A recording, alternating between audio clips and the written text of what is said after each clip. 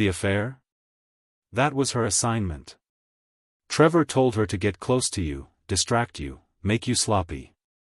And you made it so easy. When Victoria Pierce said those words, Dylan Hayes felt his entire reality shatter. 8 months of falling in love, 8 months of intimate moments and whispered promises, all a lie. Megan wasn't 24. She wasn't in love with him. She was a 29-year-old professional con artist paid to seduce him and destroy his company from the inside. But here's what nobody in that boardroom knew yet: Megan had already vanished with access to every secret, every client, every piece of code that made Vertex Technologies worth $200 million. What happened when Dylan and his dying ex-wife set a trap to catch a ghost will have you on the edge of your seat until the final twist. Viewers, have you ever been manipulated by someone who studied you, learned your weaknesses, and used them against you? Before we continue, please subscribe, like and share. My name is Dylan Hayes, and I'm the Chief Operations Officer of Vertex Technologies in San Francisco. Or at least, I was until 9:47 this morning. I'm 38 years old, and I built this company from a garage startup to a $200 million enterprise over 12 years. Every brick in this building, every line of code in our flagship product, I bled for it. My ex-wife Victoria and I divorced 2 years ago after 10 years of marriage. We met at Stanford, both hungry entrepreneurs. She had the vision, I had the execution skills. When we started Vertex in 2014, we were equal partners, 50-50 ownership. But as the company grew, so did the distance between us. She wanted kids. I wanted an empire. The final straw was when I missed her father's funeral for a board meeting in Tokyo. She filed for divorce 3 weeks later. The settlement was brutal but fair. She kept her shares, I kept operational control. We hadn't spoken in 623 days. Until today. My assistant Megan burst into my office, her face pale as moonlight. Dylan, security just called. Victoria is in the lobby. With lawyers. And she's asking for an emergency board meeting. My coffee cup slipped from my hand, shattering against the hardwood floor. Brown liquid spread like a stain across everything I'd built. I remember thinking, in that moment, that some part of me had been waiting for this.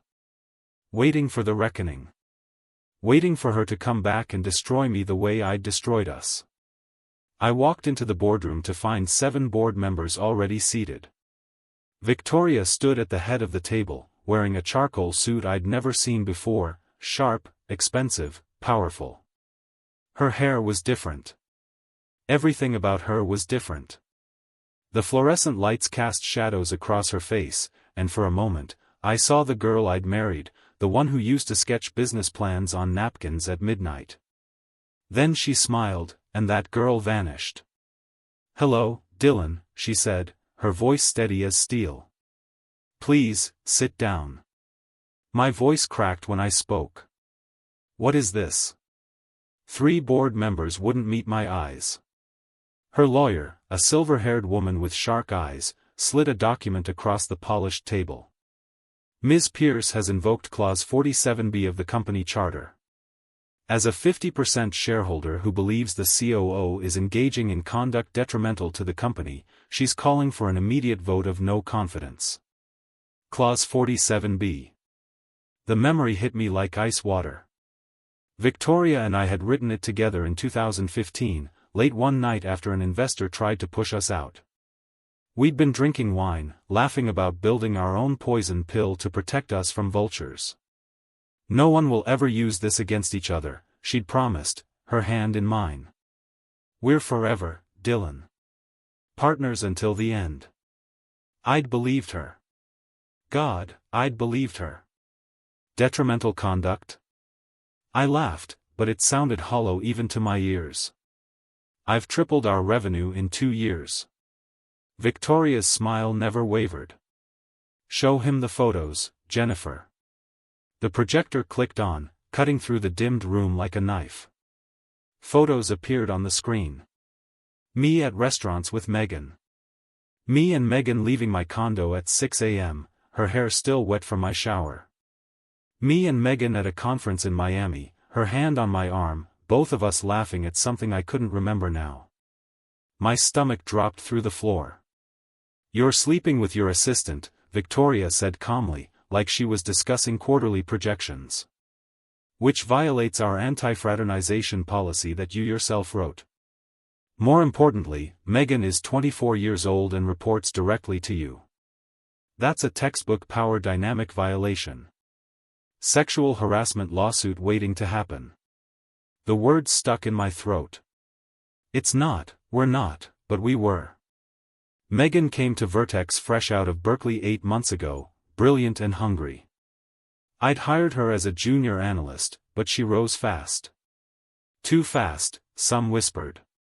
I promoted her to executive assistant 6 months ago, right before everything changed between us. I told myself it was real, that the age gap didn't matter, that we were both adults. I remembered our first kiss, late night in my office, her lips tasting like coffee and ambition. "I've never felt this way before," she'd whispered against my neck. Looking at those photos now, I saw what everyone else saw, a middle-aged fool abusing his position, destroying everything for a girl young enough to be. I stopped that thought. Board member David Harrison cleared his throat. David had been my golf buddy, my friend for 15 years. We'd celebrated promotions together, mourned losses together, built this empire together. Now he couldn't meet my eyes. "Dylan, this is serious. If this goes public, we're looking at lawsuits, PR disasters, investor panic. I think we need to hear Victoria's proposal." Victoria's voice cut through my spiral. "My proposal is simple. Dylan steps down as COO, effective immediately. I take over operations. He can stay on as a board advisor with a generous severance package, or he can fight this and watch me leak everything to TechCrunch by lunch." I looked around the table. 7 board members. I needed 4 votes to survive. David wouldn't meet my eyes. Neither would Patricia or James. 3 people who'd been with me since the beginning, since we were coding in my garage and surviving on ramen and dreams. "You turned them against me," I whispered to Victoria. "How?" Her smile finally dropped, replaced by something colder. "I didn't have to turn anyone, Dylan. They called me. 3 months ago, Patricia reached out because she was concerned about your decision-making. Then David noticed the irregularities in the expense reports, all those Miami trips, the restaurants, the hotels. They asked me to investigate. The truth hit me like a freight train. Our Q3 numbers were a disaster. We'd lost 2 major clients, and a competitor had poached our entire engineering team. I'd been cooking the books to buy time, spending company money on Megan. Maybe $40,000 over 8 months. Enough to look bad. Enough to justify this execution. "You hired a private investigator," I said, the pieces clicking together like a nightmare puzzle. "I hired 3, Victoria corrected, and there was something almost sad in her voice. 1 to follow you, 1 to audit the finances, and 1 to track down our missing clients. Want to know what they found?" She nodded to Jennifer, who pulled out another folder. This one was thicker, heavier with implications. The clients we lost? They didn't just leave. They were actively poached by someone feeding them inside information about our product roadmap, our pricing strategy, our weaknesses. Someone who wanted Vertex to fail. My blood turned to ice in my veins. "You think not you," Victoria interrupted, and her eyes locked onto mine. For a moment, I saw something there. Pity? Regret? Megan. The projector flickered to life again. Security footage. Megan at her desk after hours, USB drive in hand, her face illuminated by the blue glow of multiple monitors. Megan in the server room at 2 a.m., fingers flying across keyboards. Megan meeting with a man in a dark SUV in our parking garage, handing over a manila envelope. That's Trevor Bancroft, Victoria said quietly. CEO of Nextcore Solutions. Our biggest competitor. The memory crashed over me. 6 months ago, Trevor had approached me at a conference, offered to buy Vertex for $300 million. I'd laughed in his face, told him we'd be worth $1 billion in 5 years. 2 weeks later, Megan applied for the analyst position. Her resume was perfect: Stanford grad, tech background, hungry for opportunity. I never questioned why a 24-year-old with her credentials would want to be a junior analyst at a mid-size firm. I'd been too flattered, too eager. Megan doesn't work for you, I said slowly, my voice hollow as a drum. She works for Trevor. Worked, Victoria corrected. Past tense. She's been feeding him information for 8 months. Every client pitch, every product update, every strategic move. Trevor knew exactly how to undercut us, exactly which clients to poach, exactly when to strike. I thought about all those late nights with Megan, how she'd ask questions about work, always curious, always supportive. Tell me about the Anderson deal, she'd whisper in bed, her fingers tracing patterns on my chest. You're so brilliant when you talk about strategy. I'd spilled everything. Every secret, every vulnerability, every weakness. But here's the part that's going to hurt, Dylan, Victoria continued, and something in her voice made my skin crawl. The affair? That was her assignment. Trevor told her to get close to you, distract you, make you sloppy. And you made it so easy. The room tilted on its axis. 8 months. 8 months of falling for someone who was paid to destroy me. David spoke up, his voice heavy with disappointment. We have proof, Dylan. Emails between Megan and Trevor. Wire transfers. She was paid $15,000 a month, plus bonuses. Where is she? I managed to ask through the cotton in my throat. Victoria's smile returned, cold as winter. That's the interesting part. Jennifer leaned forward. Megan cleaned out her desk this morning at 6:15 a.m. 30 minutes before you arrived. She knew this meeting was happening. Someone tipped her off. My mind raced through possibilities, through betrayals stacked on betrayals. How did she? We don't know, Victoria admitted, and for the first time, I saw a crack in her armor. We had a leak. Someone on the inside warned her. She's gone. Her apartment is cleared out, her phone is disconnected, her car is in long-term parking at SFO. We have people checking manifests, but she's a professional. Jennifer pulled out another file, and I wondered how many more hammers could fall. Her real name is Megan Lawson, but she's used at least 4 aliases. She's 29, not 24. She worked corporate espionage for 3 years before Trevor hired her. 2 other companies went under after she infiltrated them. The woman I'd fallen for didn't exist. The vulnerable moments she'd shared about her troubled childhood, her dreams of starting her own company someday, all lies. Scripted and calculated like lines in a play. There's more, Victoria said, her voice dropping to a whisper. The 40,000 in company funds? That's the least of our problems. We found a backdoor in our system. She installed malware 6 months ago. She has access to everything: client data, source code, financial records, trade secrets. Patricia leaned forward, her face grave. Dylan, if she leaks this to Trevor, he can destroy us. Or worse, sell it to the highest bidder. We're talking potential lawsuits, SEC investigations, complete corporate collapse. David added, we have maybe 48 hours before she makes her move. The board needs to know, are you going to help us fix this, or are you going to fight Victoria's takeover and let this company burn? I sat in silence, every eye boring into me. The clock on the wall showed 11:47 a.m. In 13 minutes, my entire world had collapsed. I looked at Victoria, the woman I'd loved and lost because I chose this company over her. The board members who'd been my friends, my mentors, my partners. Now they were waiting for me to fall on my sword. "I'll step down," I said finally, the words tasting like ash. "But on 3 conditions." Victoria's eyebrow arched. "You're not exactly in a position to negotiate.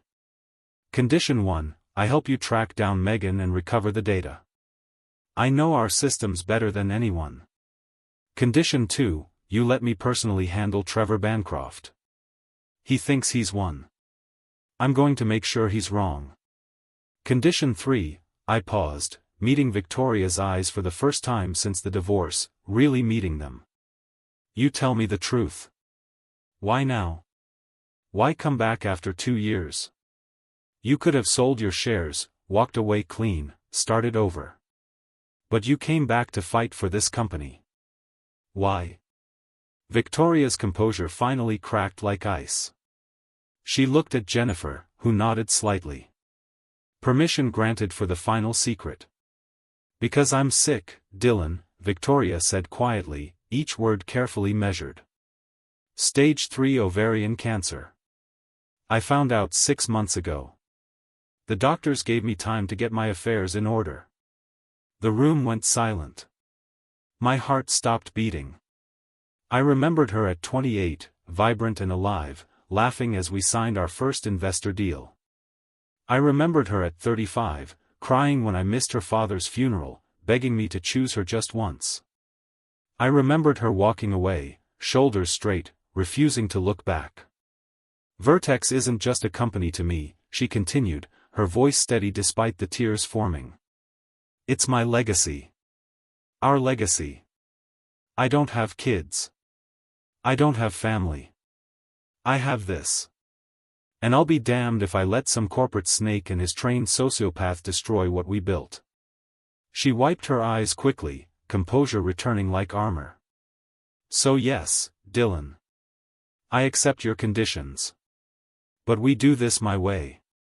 And when this is over, when we've saved Vertex, you walk away. You take your severance, you rebuild your life, and you let me run this company for however long I have left." I nodded, unable to speak past the lump in my throat. The woman I'd destroyed our marriage to avoid losing was dying, and she was using her final months to save the dream we'd built together. "Then we have a deal," I managed. "Now tell me how we find a ghost." 3 months later, I'm standing in the Vertex lobby for the last time. The company survived, barely. Trevor Bancroft is facing federal charges. Megan Lawson is awaiting trial, facing 25 years minimum. We'd set a trap at our old cabin in Tahoe, the place where we'd once dreamed together. The FBI was waiting. Victoria took over as CEO. Under her leadership, Vertex has actually grown. Turns out, having nothing to lose makes you fearless. Her treatment is going better than expected, she's in remission. I took the severance package. $12 million, plus my board advisor title. I started therapy, rebuilding relationships I'd neglected for years. Victoria and I meet for coffee weekly. We don't talk about business much. Mostly, we talk about the things we should have talked about 10 years ago. She's dating someone, a professor from Berkeley. She seems happy. As I walk out for the last time, my phone buzzes. A text from Victoria, "Coffee next week?" I have news. Important news. Call me. I smile, reaching my car. Then I see it, a manila envelope under my windshield wiper. Inside, a photograph of me and Victoria at the cabin, 3 months ago, through a window. Someone was watching. Someone we didn't know about. On the back, handwritten in elegant script, "The student was careless. But the master is patient. We'll be in touch." My blood runs cold. I look up at Vertex, where Victoria is probably planning the future, fighting for every day. I realize, Megan and Trevor were just the opening act.